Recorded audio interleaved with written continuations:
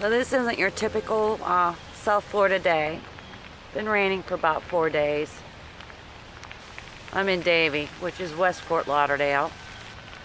What you're seeing is my neighbor's yard, which is normally grass, and my yard, which is pretty soggy. There's a lot of water on the streets. See if I can even get to the street. Okay, well, it's soggy.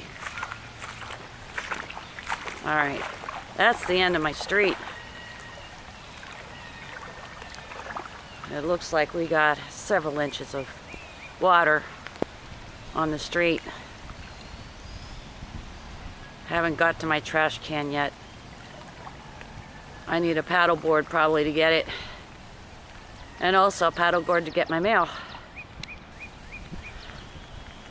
So, let's hope for sunny days in Florida, because today is not one of them.